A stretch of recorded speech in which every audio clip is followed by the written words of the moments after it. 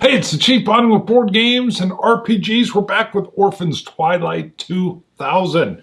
I don't even remember which episode it is, but Casimir and the Russians just linked up with the Spetsnaz and with Krieg and Major McGiffin, and they were talking about the guy they saw piked, I'm going to call it piked, that had a skin face on him. And I started thinking myself, I know that spooked them. I know there's a civil war going on in the area. I know we're in the town of Inovratslav. I think I got it right. And we haven't picked a side. We haven't gotten involved. But there's no way Casimir and the four Russian Camel guys link back up. They make their camp. And somebody either can't believe there's a person piked with a skin mask, or they believe it, but they have to see it. I think that is so, I mean, the whole idea of that category was, now I've seen it all, but this group is, I think that's crazy, it's wild, but someone in here is going to want to confirm it. So, odd or even, is it going to be in the BTR or is it going to be in the Georgian armored car? We'll go odd is the BTR. It's a 6, so of course even, so that means it's somebody in the armored car. So I'm thinking, here's the deal. If it's going to be Krieg, Krieg's the sociopath, so he might even be excited to see it. Ew. Major McGiffin, I think he would be more stunned in man's inhumanity to man. I know there's other folks in the vehicle. We got Sanchez, we got the M24 gunner, M240 gunner, but I'm going to keep it at either McGiffin, the Major, or Krieg. Krieg has to be odd. 3. Okay, so it's not man's inhumanity to man. But therefore, Krieg, hearing this tale, being the somewhat undercover sociopath he is, people don't know how bad he is. They don't know the chamber of horrors that he's running back at his hospital. He has to see it. He wants to see somebody who is piked, and he's intrigued by this skin mask. Now, I don't think he comes out and says it that way, but I think he says, Casimir, now that we're face to face, tell me what you're seeing again. And Casimir talks about a 10-foot pole stake that's in the ground with a man who's been spiked. Go look up how Vlad the Impaler used to do it. Needless to say, my understanding is the experts would spike a person, but it wouldn't kill them for hours. They would kind of thread it up through their body and out their mouth. Horrible, terrible, but on top of that, this guy has a skin mask of somebody else over his face, and for some reason his hands are tied down or to other spikes, so it looks like he's, I don't know, like a F-14 with its wings back is how I picture it. Terrible, horrible. But Krieg has to go see it. All right. I don't think the Russians have any desire at all. But let's ask the question. I mean, I know they weren't picked, but Krieg's going to go. Who's going with him is more of the deal. Are the Russians even willing to go with him as some kind of form of security? I find that highly unlikely. Well, there's no highly. Very unlikely. 25 or less. One of them, Fanya pulls guard, or Lucas 70. Nope, they're not going. They're like, I think Vladislav's like, no, this will be a Fanya the sniper. He simply looks over at Krieg and Casimir and says, I'm not going. I've seen enough terrible things. And that's it. Quiet, sniper-like. And Vladislav's like, yeah, go have your fun, Krieg. McGiffin, same deal. I think man's inhumanity to man. So we have Sanchez, who works for Krieg, Pim Jim. He's going to go. He's got his M4 or his M16. Krieg will take his, let's go with that silenced grease gun again. I like it. He's going to go with the silenced grease gun just so they got something quiet if they run into it. That's a short-range weapon. And Casimir's going to lead them back. But it's 2 miles away, so I think they take the truck. And I think Sanchez or Krieg wants one of the Russians that was there to also drive. Will one of the Russians drive? One of the commo guys? 50-50. 50 or less is yes. Whoa, 100. That's a hard no. So I think the Russian commo guys are like, we're with Afanya. I've seen it once. I don't need to see it again. Ever. Ever. And he's traumatized a little bit by it. Okay. That's an extreme no. Almost lost the dice. Whew. All right, so back they go. We've got to first see, do they run into something? The expected scene is they're going to drive the 2 miles or roughly whatever it is right back to the location. I think Casimir drives. It's a Toyota. He knows where it was. They want to keep their guns up and ready. Casimir's AK's in the car. All right, is there anything? Is it just standard scene?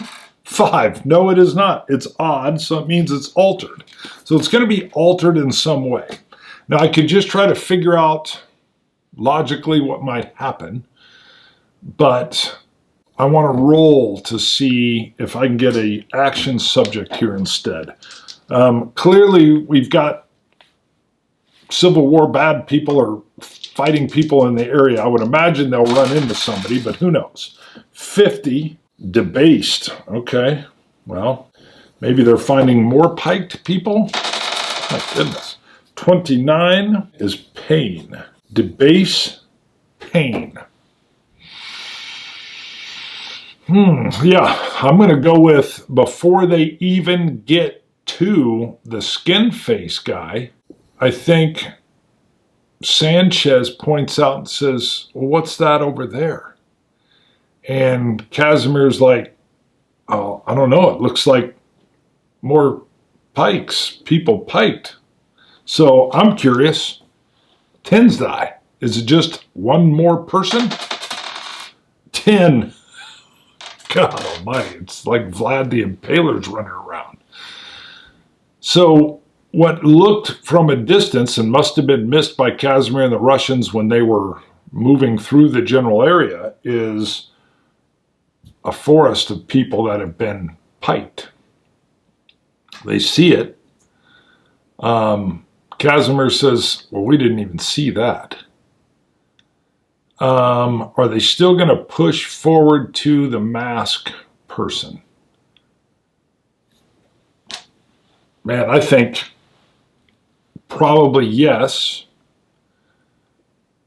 But my inclination is that Krieg, who's a sociopath, this is his first sighting of anybody that's ever been piked.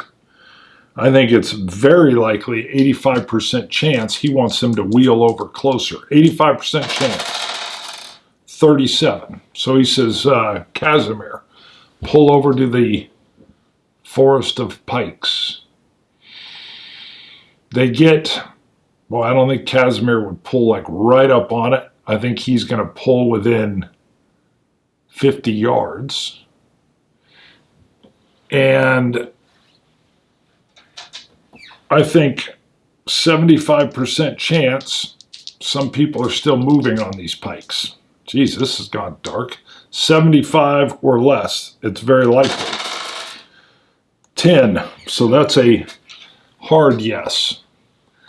You have like, well, just like Vlad the Impaler, go look it up. There's people still moving on these pikes.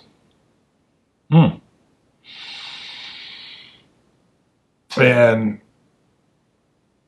I think Casimir says, I can't stay here. And he immediately drops it into drive and just pulls back like they're going still toward the face guy.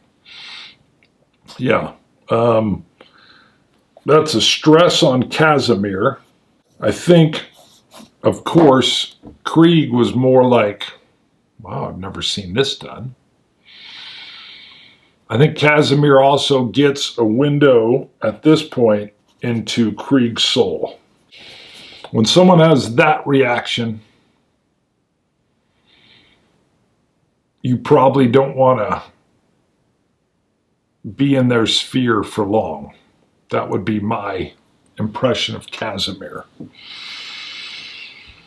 Yeah, because Casimir was already driving away. But they continue on without any more hazard to the location of the lone piked person with the skin face.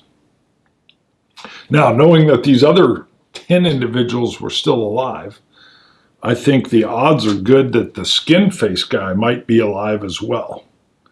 Let's just go with very likely. Let's go with 75%, just likely. 75 or less. Skin face. 66. Doubles, but above the chaos factor, so no random event. But he's alive. So the group gets out. I think Sanchez is pulling security, and he's not overly intrigued with looking this close to someone who's piked. So Sanchez is out of the vehicle and holding like the left front corner of it, so he could both get in if they need to make a getaway or drive, but he's also got cover from one area from the engine compartment. And they are driving the Toyota back, if I didn't say that earlier. So Sanchez is pulling security. Krieg goes up to the skin face guy. What is a skin face? It looks like someone else's face has been cut off, skinned, and stitched in a crude way onto the individual's face who's piked. And by piked, he's up and the pike stick is coming out of his mouth. And Casimir comes up and looks, and he's close, but Krieg comes right up and reaches up and checks a pulse and says, well, this one's alive too. And I think Krieg would reach up and grab that skin mask and just tear it off. Ew. And I'm imagining that part of the problem would be the pike would be in the way, and he kind of tears it free, but up and over the stick.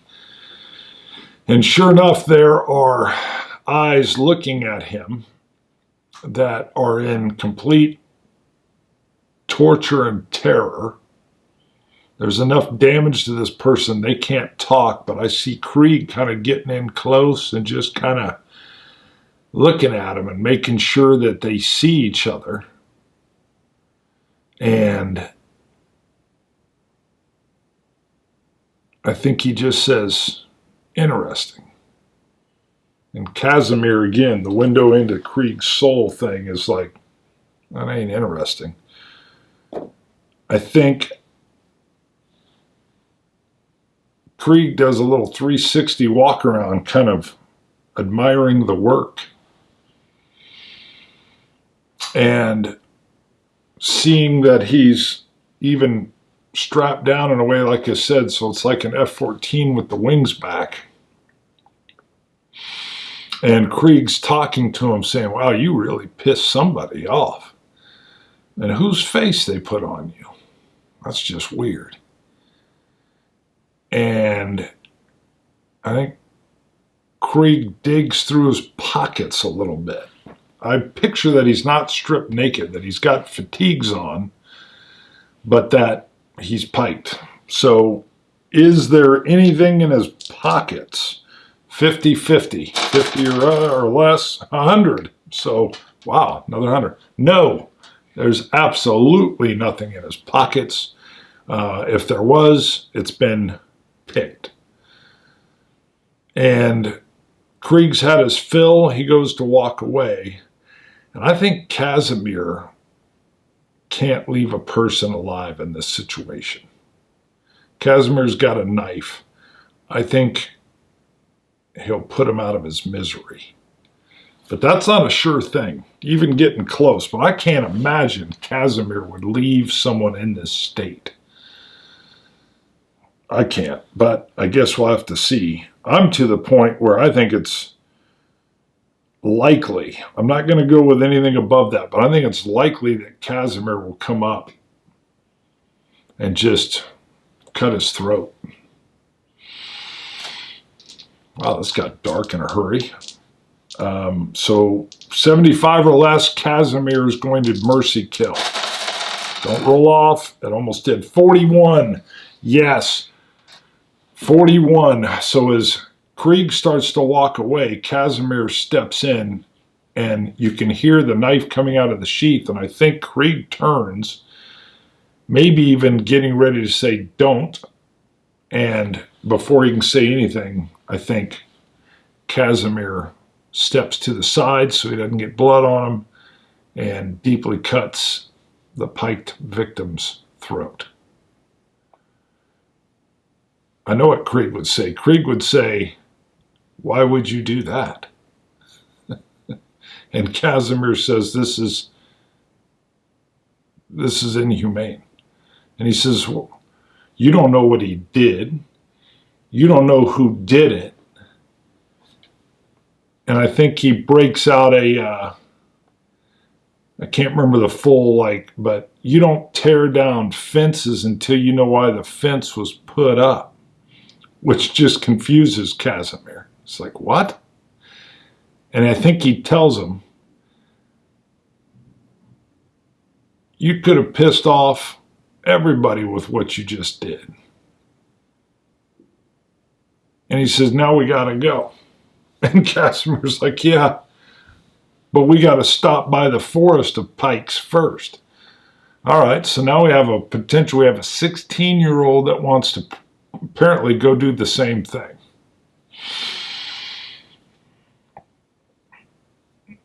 Okay.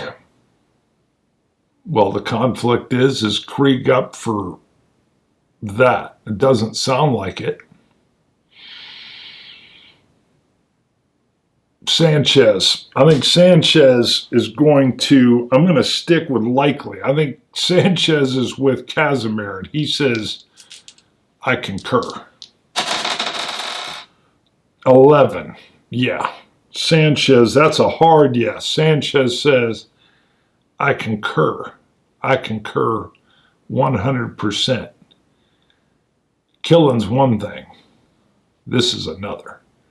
Now, we've already learned, and we've done several rules with the 48 laws of power, but the kicker here is, I think Krieg would have pushed back against 16-year-old Casimir, but he's not going to push back against Casimir and Sanchez. Sorry, the work boss called. Had to take that. Where was I at? Okay, going back to the other ones. Krieg likes to blow with the wind. I think he's actually tipped his hand a bit too much already, but he couldn't help it. And with Sanchez on board, Casimir jumps in. They drive back to the forest of pikes, the 10. There's nobody with a face stitched onto their face, but we have folks that are in marauder type fatigues. Some are dead, some are not. But it's not just Casimir that jumps in. Sanchez pulls his knife and says, I think he says, let's get to work, kid. But he's not done with the sentence there. He says, this ain't right. And I ain't leaving him like this either. There we go. And then they start the gruesome task. And you can't tell easily who's still alive and who isn't. Some are writhing a little bit. So I think they just each take 5 and stand clear and take care of gruesome business. I'm going to add another stress to Casimir, and 1 to Sanchez. So, yeah, this seems like something you wouldn't forget anytime soon. So they finish, head back to where they had established camp. I would imagine Casimir is pale. I would think Sanchez doesn't look that good. I think McGiffin says, what happened? And Krieg says, well, we found the guy with the skin mask, but we found 10 others too. Somebody's piking folks like it's going out of... No. Somebody's piking folks like it's brand new business. And I think Casimir gets sick at that point in time. And they just let him go get some air. All right. Their vehicles are positioned like in a 3-way kind of protection area. They're going to pull watch. I think they're on high alert because of the situation they're in. That's some sick stuff. I think they pull a double watch, so there won't be too much sleeping going on. They're keeping 2 up at all time, and they're alert. No fire, no creature comforts. It's just get some sleep, stay alert. I think I'm going to go with a percentage roll. A little bit less is their problem. Well, I guess they're alert. So 25% chance that something goes bump in the night. 11, something goes bump in the night. So let's see what it is. 17 is antagonize. Antagonize, okay. And 50, travel. Antagonize, travel. Well, feels like somebody's going to harass us, but in what way? 20 is truce. Truce. And 11, another emotions. Truce, emotions. Antagonize, travel, truce, emotions. I'm going one more time. We'll put it together. 11 again. What is the odds here? Although we're up on this other spot. Persecute. So we're popping back and forth. Persecute. And this is something that goes bump in the night. 100. And I keep rolling hundreds. Information. Persecute information. Okay. Well, persecute information sounds more like Casimir's really struggling. Like he can't sleep. Okay. Can't sleep is what that's got to be. But antagonize travel. Maybe Casimir's ready to go back. Truce emotions. Truce emotions, but that would be making peace with your emotions. Okay, maybe somebody helps him. So I think Casimir can't sleep, maybe even a nightmare. He's 16. He gets up. Let's see who's on watch. The Russians are always going to have one of their guys. I don't think they trust too many other people. So it's going to be a Russian and at least one of the Russians and someone from the American side. So which Russian? We're going to do 1, 2, and 3. In that order will be Vladislav, Afanya, Luka, and then 4 will be Kamo. Well, I guess all the way 4, 5, and 6 will be Kamo. What is that? Oh, 4. So one of the Kamo guys from the Russians. From the American side, it's going to be either Krieg, Giffen, Sanchez, or the M240 gunner, and 4 again, the M240 gunner. So a couple people we don't know too much about. Let's just go with the M240 gunner.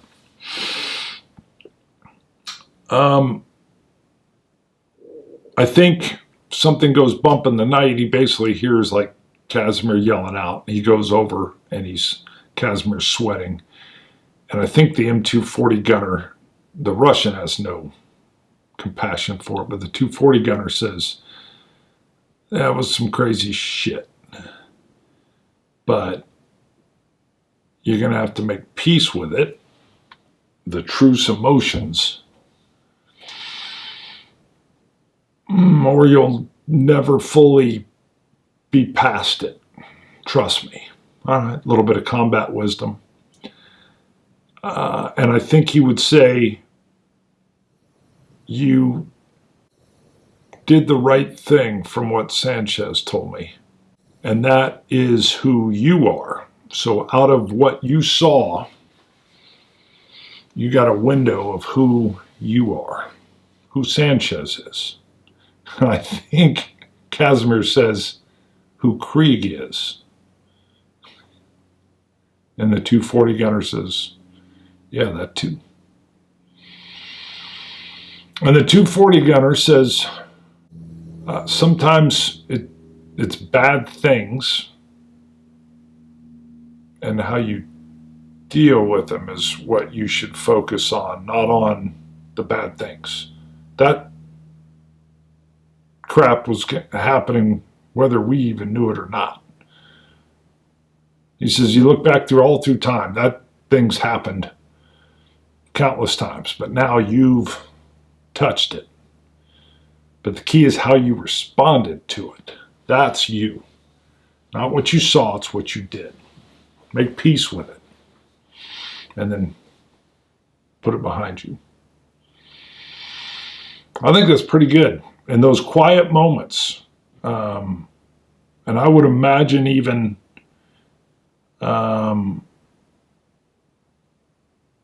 he slides them some. There's usually, even though they didn't have a fire going, they might have had, I don't know if there's an electric hot plate inside one of the vehicles or anything. Sometimes you'll have some power, but I could see heating up some instant coffee.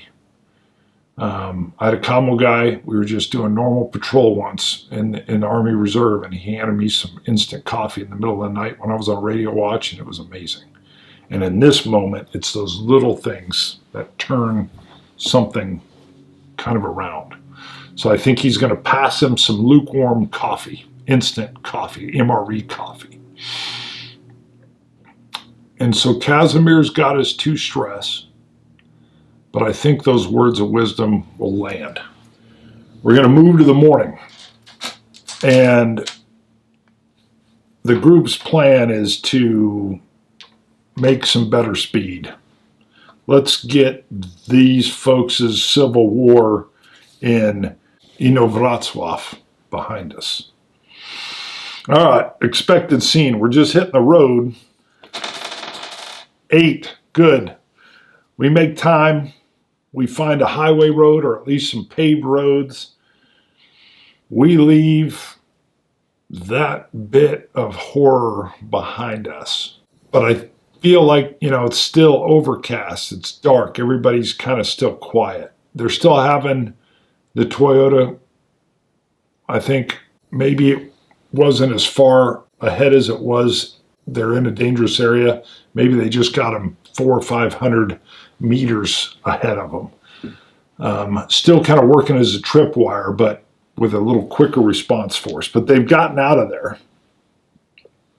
We're headed to Turon and the Vistula. And this location, it's a bigger town. It's right off the Vistula, where there was docks and all kinds of things going on. But we got to see if we can get there first. I'm going to go with, I want to see, is there an encounter as we go? I'm going to use the cards. I'm going to stay away from the now I've seen it all. That was pretty wild. But we're going to go with the cards, and we'll see what we come across. 9 of Heart, join us or die. Marauders with AKMs and pickup truck A half tank of gas with a pintle-mounted heavy machine gun are at another roadblock. They are not overtly hostile. Instead, they ask questions about the PC's gear and then offer the PCs to join their group. If they decline, the Marauders will threaten them and might even attack them rather than let them leave. Got it. So out of that, we've had a roadblock before or as we're coming into the area of Turin. That makes sense. I think we would run into a roadblock. I think as we got in closer to the city, we know Vladislav and the Spetsnaz have been through this area. I think we've clustered up. I even think Vladislav knew there were going to be roadblocks. I think it's probably very likely that he knows 10. That's a sure thing. He expected it, and that even tells me that beyond him expecting it, they recognize him. It already said they're not openly hostile. They're not going to try to get us to join. I think they're like, Vladislav, you've got friends. And they're like, I think Vladislav is like, I've always got friends, comrade. Always. And I think you still got to pay something as a toll when you come through. I think Vladislav would want to keep these guys happy. I think he yells out, ammo or food? Ammo or food? So let's just go even as ammo. 3. And they're like, food, I got plenty of bullets. And I think a couple more MREs are chucked into their area. And I think this is Polish guys, I think they're like, American MREs. Fancy, fancy. All right, we're pulling into the city. But I imagine we're headed to the docks. It's not like we want to get engaged in city or whatever city politics or whatever Marauder stuff is going on. Vladislav's been here. We just need to hit the area of the docks and see who we run across. So I think you would get rumors. Let's go with some rumors of this area. It's always good to check. You've just paid your toll of a couple MREs. What kind of rumors are going on in Turin? So we've got 2, which is peace and love, baby. Peace and love. Let's see what that is. Peace and love. And then we got a 5, which is overflowing. Wow. Overflowing. This isn't so bad. And, I'm on ain't so bad. I'm not on rumors. Shoot. Hold on. We'll check what both these are. 5, again, is going to be cornucopia. Yeah, this seems too good. So this is if we hit a cool spot. Let me see what the exact same thing would be. So peace and love was 2. And this is called Power Town. So I'm going to write both down. We'll see what's going on here. We'll take it as meant to be. But Power Town, and then overflowing was 5. So we have armored vehicles. Okay. Armored vehicles. And then we had 5 again. And that's the rumor of the big guns. Okay. All right, taking Power Town and Peace and Love and armored vehicles and overflowing and big guns and cornucopia. Well, this tells me that the Vistula is still in many ways functioning as, or Turon along the Vistula is functioning in many ways still as a hub of trading and shipping activity. So it's not necessarily that it's all of this thing, but cornucopia and big guns. So there's some stuff moving. All right, and that kind of makes sense. That's why the tugboat captain that we're going to go meet with has work. Of course he has work. You're going to want to defend all this stuff, whether you're just defending shipments and ships that are coming and going, or are you defending your section of river? I like it. So what we're seeing is a hub of activity. And Vladislav has been here before. So we're going to see, I want to know, does something happen as we go to meet with the ship captain? Let's just do the simple scene check. We're through the roadblock. There's a hub of activity going on. Things are being traded and moved. And we're going to head towards the docks where Vladislav's tugboat captain is normally moored. 2. So there is even an interrupted scene. So it's interrupted before we get there, and it is interrupted with 38. 38 is inform. Inform. Okay. Inform, and 54 is investment. Let's go one more. This is an interrupt. 40. 40 is postpone. Postpone. And 69 is wounds. Postpone wounds. Okay, well, if we have inform investment, postpone wounds. Well, postponing wounds, inform investment. Let's say we get down there and the tugboat captain is out working. I mean, it's a cornucopia. There's all kinds of trade and business going on.